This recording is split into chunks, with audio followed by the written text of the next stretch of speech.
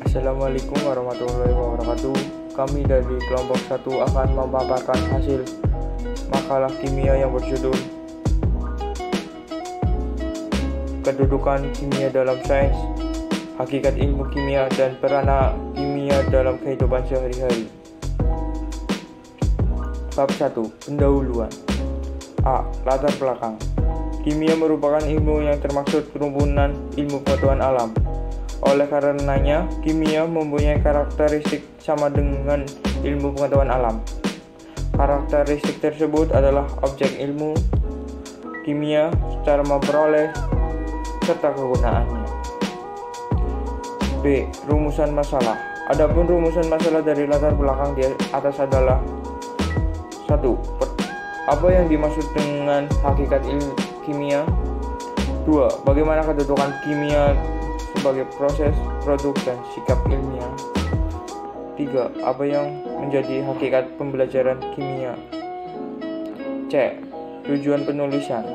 Tujuan penulisan dari makalah ini adalah 1. Untuk mengetahui apa yang dimaksud dengan hakikat kimia. 2. Untuk mengetahui bagaimana kedudukan kimia sebagai proses, produk, dan sikap ilmiah. 3. Untuk mengetahui apa yang menjadi hakikat pembelajaran kimia. Bab 2. Kedudukan kimia dalam sains. Kimia termasuk salah satu rimpun mata pelajaran IPA SMA yang dibangun atas dasar produk ilmiah, proses ilmiah, dan sikap ilmiah. Selain itu, kimia dipandang pula sebagai proses, produk, dan prosedur. Kimia merupakan ilmu yang pada awalnya diperoleh dan dikembangkan berdasarkan percobaan induktif. Namun, pada perkembangan selanjutnya, kimia juga diperoleh dan dikembangkan berdasarkan teori deduktif. Sains berkaitan dengan bukti dan teori.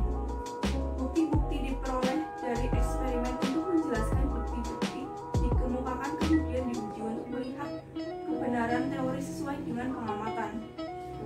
Hubungan yang pasti antara bukti dan teori adalah sangat kompleks.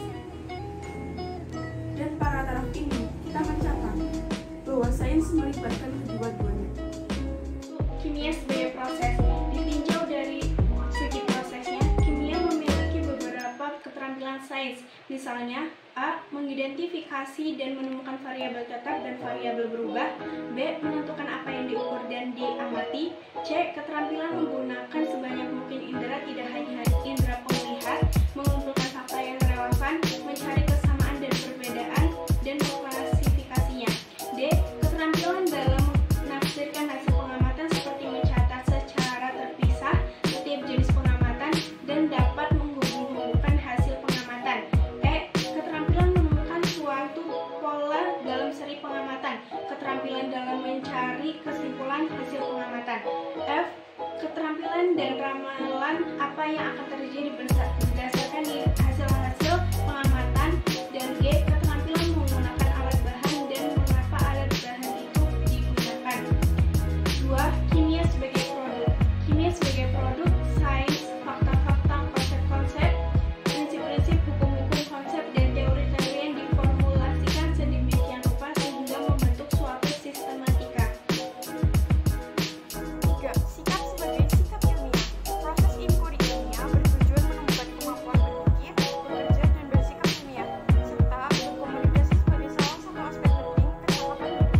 Oleh karena itu, pembelajaran kimia menekankan pada pemberian pengalaman belajar secara langsung melalui penggunaan dan pengembangan keterampilan proses dan sikap ilmiah.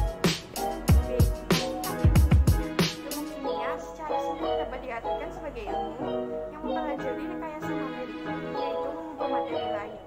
Secara lengkapnya, ilmu kimia adalah ilmu yang mempelajari bentuk, susunan, struktur, sifat, perubahan, serta energi, yang menyertai perubahan suatu zat atau materi. Zat atau materi sendiri adalah segala sesuatu yang merupakan ruang dan mempunyai massa. Hakikat ilmu kimia adalah bahwa benda itu bisa mengalami perubahan bentuk maupun susunan partikelnya menjadi bentuk yang lain sehingga terjadi deformasi. Perubahan letak susunan itu mempengaruhi sifat yang berbeda dengan wujud yang semula. Poin C. Peranan kimia dalam kehidupan. Kimiawan menemukan banyak proses kimia yang menuntun pada pengembangan kimia modern. Penerapan ilmu kimia adalah penerapan yang mempelajari tentang komposisi, sifat, dan berbangsa. Proses kimia dapat ditemukan di alam maupun di laboratorium. Ilmu kimia berhubungan dengan banyak ilmu lain seperti biologi, farmasi, geologi, dan lingkungan. Sebagai contoh, ilmu kimia merupakan dasar dari revolusi biologi molekular yang membahas tentang bagaimana kontrol genetik terjadi pada makhluk hidup. Adapun manfaat kimia di kehidupan sehari-hari yaitu 1. Bidang pertanian. Ketika tumbuhan membutuhkan air serta tanah yang subur, namun di bidang pertanian modern telah menggunakan pupuk dan pestisida. Pupuk adalah senyawa kimia anorganik yang dijumpai di alam dan dibuat manusia yang memiliki nilai hara langsung atau tidak langsung bagi tanaman. Penggunaan pestisida dapat memusnahkan hama-hama dan meningkatkan produksi pertumbuhan dengan cepat. Yang kedua, bidang kedokteran. Di bidang ini banyak dijumpai manfaatnya seperti obat-obatan yang membantu penyembuhan penyakit pasien, karena obat adalah hasil dari penelitian di bidang ilmu kimia farmasi. Yang ketiga, bidang pangan. Penggunaan mikroorganisme atau bakteri pada makanan, contohnya pembuatan kecap, tempe, dan yogurt. Yang keempat, bidang industri atau pabrik. Penerapan ilmu kimia di bidang industri. Ilmu kimia seringkali sangat dibutuhkan mesin di industri, membutuhkan logam yang baik dengan sifat tertentu yang sesuai dengan kondisi dan bahan yang digunakan, seperti semen, kayu, cat, beton, dan sebagainya. Dihasilkan melalui riset yang berdasarkan ilmu kimia. Kain sintetis yang digunakan juga merupakan hasil penerapan ilmu kimia. Bidang hukum. Manfaat di bidang hukumnya yaitu ketika terjadi kejahatan ataupun pembunuhan, dengan begitu dibutuhkan sampel hasil tes DNA yang menggunakan ilmu kimia. Bab 3. Kesimpulan. Objek filsafat adalah mengambil alih berbagai hasil sains, menambahkan pada hasil sains yang diambil alih tersebut dengan berbagai hasil pengalaman etis dan religius umat manusia, kemudian merefleksikannya secara keseluruhan. Harapannya, dengan pengertian seperti ini, kita bisa mencari beberapa kesimpulan umum seperti sifat-sifat dasar atau hakikat alam semesta, kedudukan dan harapan kita di alam semesta. Zaman ini sains lebih bersifat kuantitatif daripada kualitatif. Sifat ini mengungkapkan hubungan tentang intensitas keterarahan dua fenomena. Sebagai contoh, intensitas pada arus listrik dan pada peneraman sebuah lampu pijar.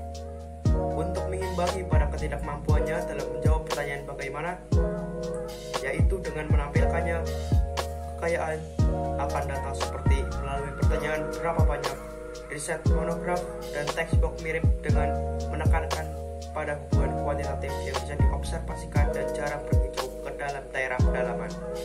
Spekulatif di mana pertanyaan bagaimana harus mendahului berapa banyak.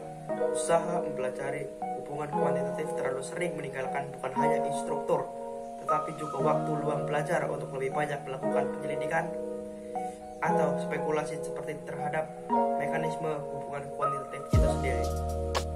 Sekian presentasi dari kelompok kami. Selebihnya mohon maaf. Wassalamualaikum warahmatullahi wabarakatuh.